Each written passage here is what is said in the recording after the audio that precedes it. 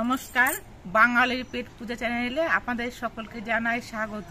আজকে আমি ডালের বড়ি দিয়ে পেঁয়াজ কলির একটা সুন্দর রেসিপি আপনাদের সঙ্গে শেয়ার করছি। এই রেসিপিটা ভাত, রুটি সব কিছুর সঙ্গে খেতেই খুব ভালো লাগবে। তো বন্ধুরা, প্লিজ আপনারা স্কিপ না করে সম্পূর্ণ ভিডিওটা দেখবেন, আর নতুন বন্ধু হলে চ্যানেলটাকে সাবস্ক্রাইব করে দিয়ে আমাদের পাশে থাকবেন।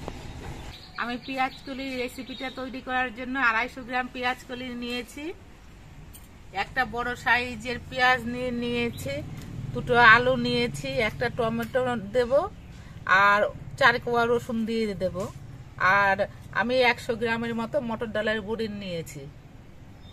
প্রথমেই আমি পেঁয়াজ কলিগুলো কেটে নিচ্ছি।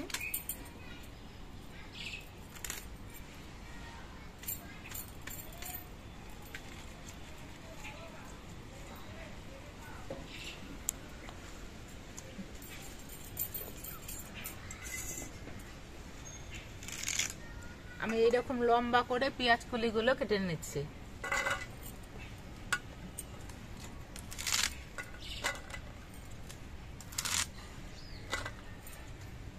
আমার পেঁয়াজ কলিগুলো কাটা হয়ে গেছে।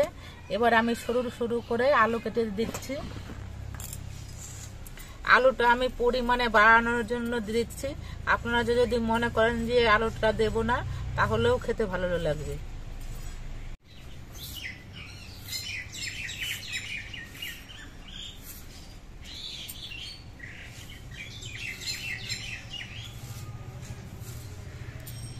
এইরকম করে আলুগুলোকে কেটে দিচ্ছি।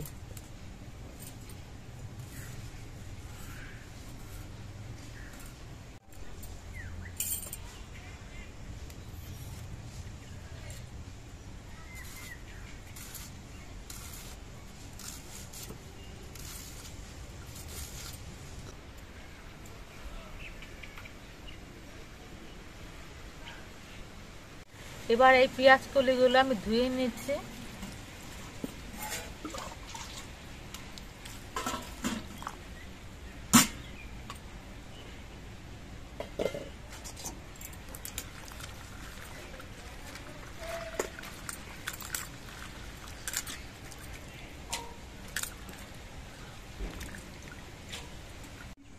আমি উনুনে কড়াইটা বসিয়ে গরম করে নিয়েছি। প্রথমেই আমি ডালের বড়িগুলো ভেজে নেব, তার জন্য সরষের তেল দিয়ে দিচ্ছি।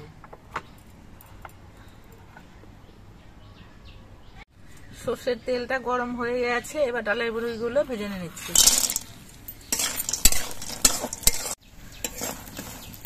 ডালের বড়ি ভাজতে খুব একটা সময় লাগে না, অল্প একটু সময়ের মধ্যে ডালের বড়িগুলো ভাজা হয়ে যায়। তো এবার এই ডালের বড়িগুলো আমি নামিয়ে নিচ্ছি।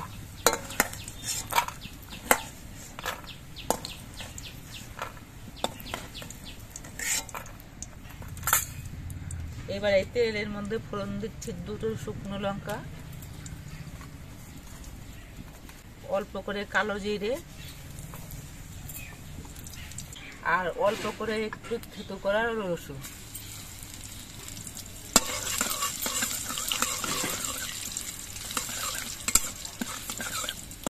সবকিছু ভাজা হয়ে একটা সুন্দর সেন্ট বেরিয়েছে। এবার এর মধ্যে আমি কোচানো পেঁয়াজগুলো দিয়ে দিচ্ছি। এবার পেঁয়াজগুলো একটু আমি ভেজে নেব। পেঁয়াজগুলো আমি একটু লালচে রং করে ভেজে নিয়েছি। এবার এর মধ্যে আমি অল্প একটু আদা বাটা দিয়ে দিচ্ছি। এবার আদা বাটাটাও একটুখানি নেড়ে রেখে ভেজে নিতে হবে।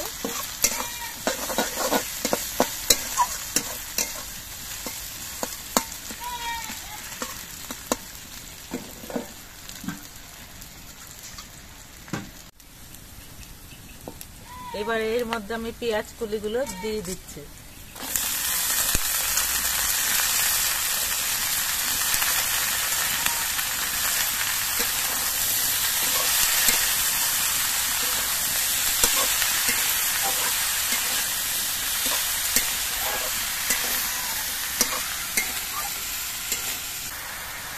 এবার এই পেঁয়াজ কলির মধ্যে দিয়ে দিচ্ছি পরিমাণ মতো নুন, 1/2 চামচ হলুদের গুঁড়ো,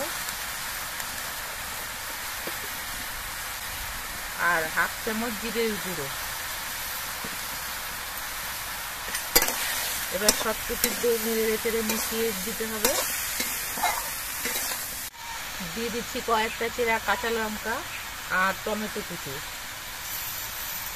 এবার সব কিছু দিয়ে কিছুক্ষণ ভেজে নেব।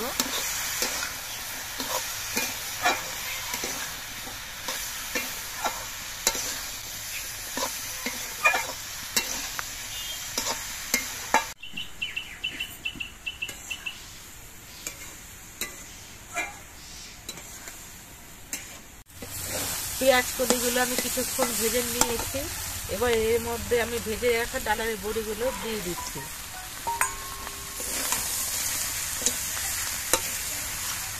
ডালের বড়ি দিয়ে নেড়ে চেড়ে মিশিয়ে দিয়ে আমি 1 বাটি পরিমাণ জল দিয়ে দিচ্ছি। এই ঝোলটা না দিলে ডালের বড়িগুলো সেদ্ধ হবে না। এবার আমি একটা ঢাকনা দিয়ে কড়াইটা ঢেকে দিচ্ছি।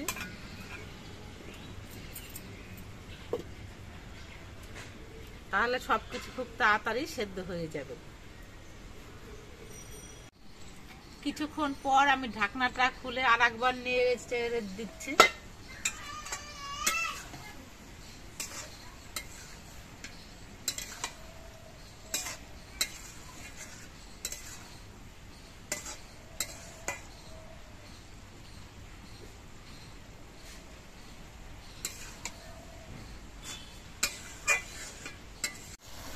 ডালের বড়িগুলো এখনো সেদ্ধ হয়নি, তো আরো কিছুক্ষণ আস্তে আস্তে জাল দিয়ে রান্না করতে হবে। আস্তে আস্তে জাল দিয়ে কিছুক্ষণ রান্না করার পর একটা ডালের বড়ি তুলে দেখছি যে সেদ্ধ হয়েছে কিনা। ডালের বড়িটাও সেদ্ধ হয়ে গেছে আর আলুগুলোও সেদ্ধ হয়ে গেছে। আমার পেঁয়াজ কলি তরকারিটা হয়ে গেছে।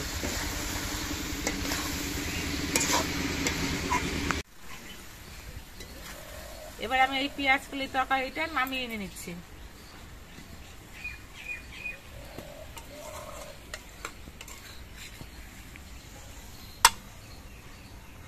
পেঁয়াজ কলি ভাজা করে তো অনেকেই খেয়েছেন, তবে পেঁয়াজ কলি আর ডালের বড়ি দিয়ে এরকম একটা তরকারি করে খেয়ে দেখবেন, আশা করছি ভালো লাগবে।